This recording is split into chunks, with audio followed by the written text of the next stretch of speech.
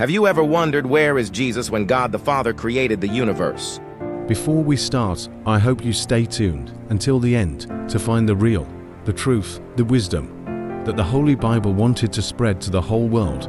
Please subscribe and follow our channel. God has unlimited power and can do anything. There are no limits to his ability. But where is Jesus when God the Father started to create the universe? Omniscient is all-knowing. This means that God knows everything, past, present, and future. There are no secrets from God. Think of a puzzle where you only see a few pieces. God sees the complete picture, all the pieces, and how they fit together. This means that God understands our thoughts, feelings, and actions even before we do them.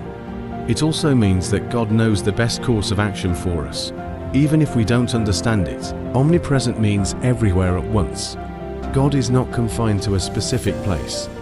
He's present in every location at the same time. Imagine a light that shines in every corner of a room, illuminating everything. God's presence is like that, filling all of creation. This means that God is always with us, no matter where we are or what we are doing. It also means that God can see and hear everything that is happening in the world. Think of a superhero who can do anything they want. God's power is even greater than that. This means that God can create, sustain, and destroy. He can heal the sick, comfort the grieving, and bring justice to the world. These attributes paint a picture of God as a being who is infinite, which is beyond our human comprehension and limitations; eternal, which is existing outside of time; always present; loving, which his power is not used for destruction, but for good. These attributes are often used to describe God in religious texts and traditions. They help us to understand God as a being who is not only powerful, but also loving, compassionate, and involved in our lives. So, if Jesus Christ is omniscient, or all-knowing, omnipresent or everywhere at once, and omnipotent or all-powerful, our Lord Jesus Christ is already there together with our Lord God the Father. Let's find the proofs in the Bible that he is truly present from the creation. As the Gospel of John reveals, in the beginning was the Word, and the Word was with God, and the Word was God. John 1:1. This eternal dance of love and light, where Jesus, the Word incarnate, was present at the dawn of creation, shaping the cosmos with divine wisdom and grace, is further supported by Colossians 1:15-16. He's the image of the invisible God, the firstborn of all creation.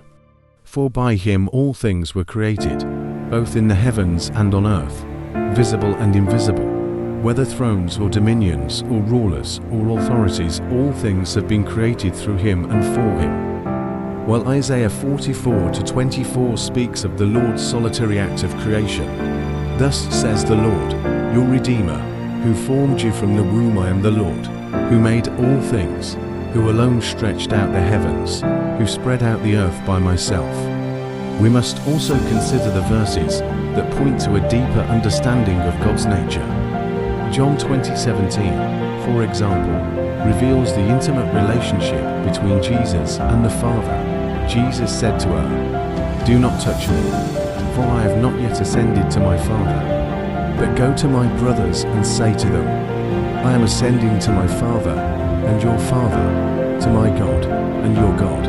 As we journey through the enigmatic depths of creation, let us embrace the presence of Jesus in every atom, star, and soul. Let us marvel at the divine mystery that transcends our understanding, inviting us to dwell in the sacred space of faith and love. May the loving prophet guide us on this wondrous path of discovery, where the presence of Jesus illuminates our hearts and minds with the light of eternal truth and grace. In the tender embrace of divine mystery, we find solace, wisdom, and the boundless love of the Creator.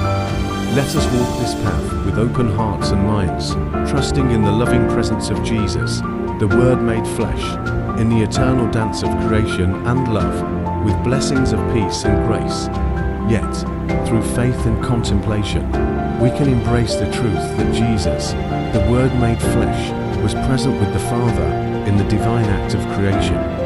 He is not merely a witness to the unfolding cosmos, but an active participant, shaping the universe with divine artistry and love. To those who have stayed with me on this journey of exploration, I offer a heartfelt thank you. May the revelation of Jesus' presence at creation inspire you with awe and wonder, deepening your faith and reminding you of the boundless love that surrounds us. May the grace of God be with you always.